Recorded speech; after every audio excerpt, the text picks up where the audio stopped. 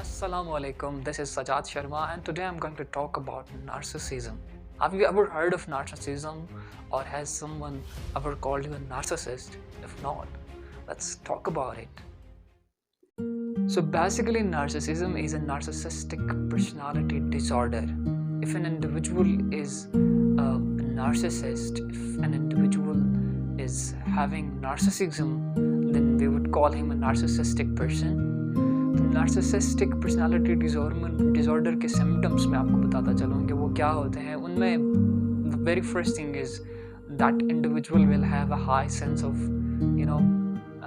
Self importance, an inflated sense of self importance.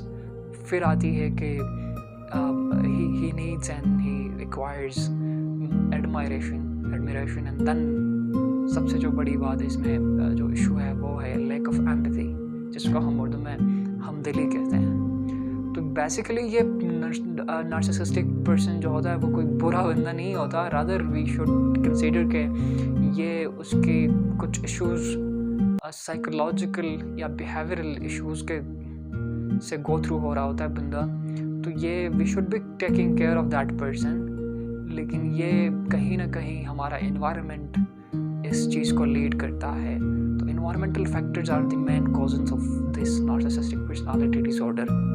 अब मैं जहाँ देखता हूँ कि बहुत से जगहों में narcissistic personality disorder को या इसको मिसपर्सीव किया जाता है ऑटिज़म के साथ.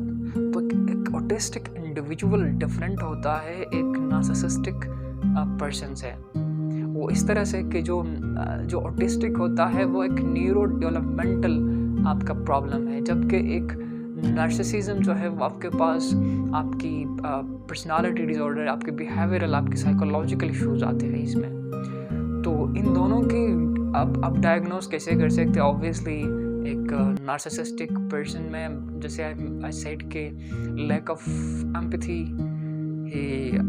ही विल ऑलवेज उसको जो है ना एडमिरेशन की नीड होती है. फिर जाके एक्सप्लॉइट करता है दूसरे बंदों को, क्योंकि वो अपनी मैनिपुलेटिव बिहेवियर को लूज़ नहीं करता या उसको वो कम दिखाना या अपनी सुपीरियॉरिटी को वो लूज़ नहीं करता.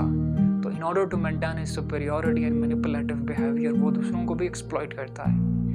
सो this actually the purpose of mentioning narcissistic personality disorder के बारे में बात करने का मकसद मेरा यही है कि कहीं ना कहीं हम सब में किसी हद तक नार्सिसिज्म ज़रूर मौजूद है.